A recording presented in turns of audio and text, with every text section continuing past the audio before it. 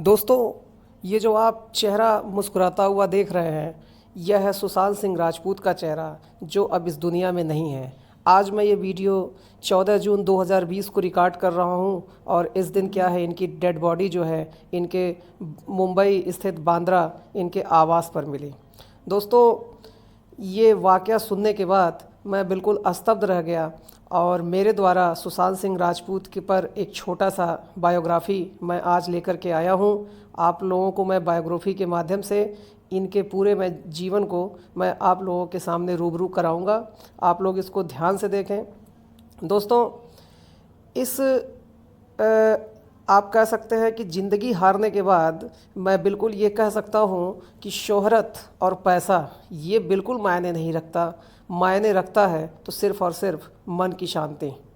दोस्तों, चलिए हम शुरू करते हैं। सुशांत सिंह राजपूत, जिन्होंने लगभग 15 से अधिक पिक्चरों में काम किया, मूवी में काम किया। आप कह सकते हैं कि यह भारतीय टीवी और फिल्म अभिनेता थे और इन्होंने, अगर देखा जाए तो इनकी जो पहचान थी वह एकता कपूर के सीरियल जो स्टार प्लस पे जो बालाजी टेलीफिल्म के आप कह सकते हैं कि डायरेक्टर, तो उन्होंने वहाँ से काम किया। और इनकी जो पहली जो सीरियल थी वो था किस देश में है मेरा दिल। आप कह सकते हैं यहाँ से क्या है, इनको एक तरीके से शुरुआत हुई और जो सबसे सुपर डुपर हिट जो घर घर फेमस हो गया वह इनकी धारावाहिक थी पवित्र रिश्ता। दोस्तों, हम देखेंगे कि सुशांत सिंह राजपूत, इनका जो जन्म था ये बहुत ही साधारण परिवार से, बिल्कुल एकदम छोटे से परिवार से थे। और इनके पिताजी जो हैं वो कृष्ण कुमार सिंह जो थे, एक छोटे से कर्मचारी थे, सरकारी अफसर थे, आप कह सकते हैं, सरकारी विभाग में कर्मचारी थे। इनका जन्म 1946 और ये बिहार के निवासी थे, पूर्णिया जिले के। पूरा परिवार इनका पटना रहता था, लेकिन दुर्भाग्यवश 2002 में ऊषा सिंह, इनकी जो माताजी हैं, उनकी मृत्यु हो गई और परिवार को एक बहुत बड़ी क्षति मिली। कुल मिला के इनकी 4 बड़ी बहनें थीं। सुशांत सिंह राजपूत सबसे छोटे थे। कुल मिला के 5 भाई बहन थे। और 2002 में से क्या है कि ये फिर पटना से नई दिल्ली शिफ्ट हो गए माताजी की मृत्यु के बाद। दोस्तों, ये पढ़ने में बहुत ही इंटेलिजेंट थे मित्रों, ठीक है। पढ़ाई इनकी पूरी तरीके से पूरा पैशन था और इनको पढ़ाई में मन नहीं लगता था। ये सोचते थे कि हम थोड़ा सा एक्टिंग कर ले, थोड़ा डांस कर ले। अभी हम आगे देखेंगे किस तरीके से ये प्रतिभावान व्यक्ति थे। और आपको बता दें कि इनकी जो 4 बहनें थे उसमें से एक बहन जो थी मीतू सिंह, वो मीतू सिंह बिहार स्टेट लेवल की क्रिकेटर भी रह चुकी हैं मित्रों। इनकी शिक्षा दीक्षा भी जो है वो पटना के सेंट कैरन कॉलेज से हुई और उसके बाद ये कुलची हंसराज मॉडल कॉलेज से नई दिल्ली से भी पढ़ाई की है। मैकेनिकल इंजीनियरिंग जो दिल्ली कॉलेज है वहाँ से क्या है, दिल्ली कॉलेज ऑफ इंजीनियरिंग से इन्होंने मैकेनिकल इंजीनियरिंग किया। और आपको बता दें कि ये पढ़ने में इतने ज़्यादा तेज़ थे, इतने अच्छे थे पढ़ने में, ये बिल्कुल मामूली बात नहीं है कि कोई व्यक्ति जो है वो भौतिकी में अर्थात भौतिक विज्ञान में ओलंपियाड का खिताब जीते। DSC entrance exam Delhi college of engineering में इनकी 7th रैंक आई थी मित्रों। बहुत ही पढ़ने में तेज़ थे और उसके बाद इनका पढ़ाई में मन नहीं लगा।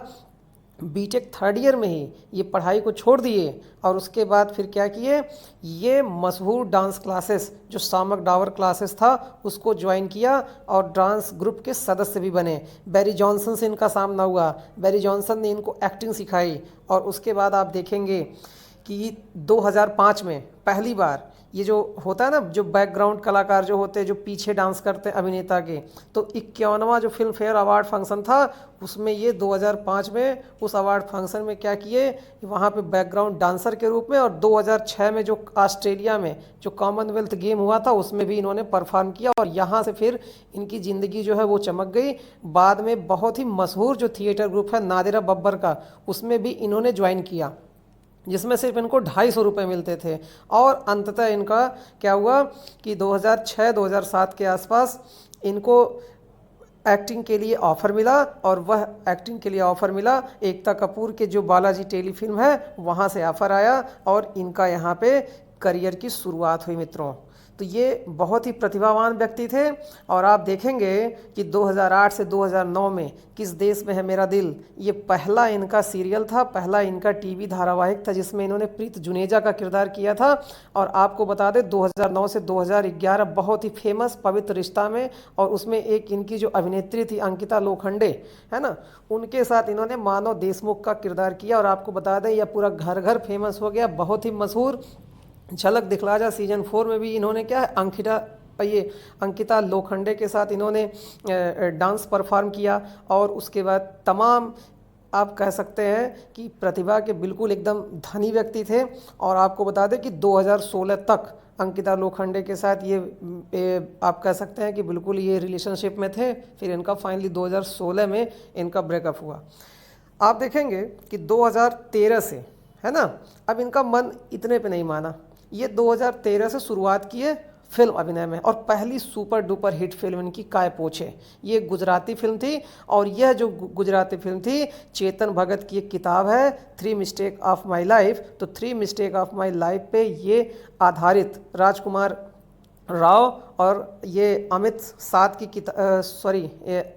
के साथ इन्होंने क्या अभिनय किया और सुपर डुपर हिट गई मूवी। उसके बाद आप देखेंगे शुद्ध देसी रोमांस में राजकुमार हिरानी की बहुत ही ज़बरदस्त मूवी आई थी 2014 में, पीके, जो आमिर खान के साथ इन्होंने एक छोटा सा रोल किया। 2015 में डिटेक्टिव ब्योमकेश बक्सी में रोल किया। और 2016 में तो खैर इन्होंने धमाल मचा दिया, ब्लॉकबस्टर हिट मूवी हुई नीरज पांडे की मूवी, वही नीरज पांडे जिनकी MS धोनी अनटोल्ड स्टोरी बहुत ही 400-500 करोड़ रुपए की कमाई की थी और ब्लॉकबस्टर हिट मूवी गई।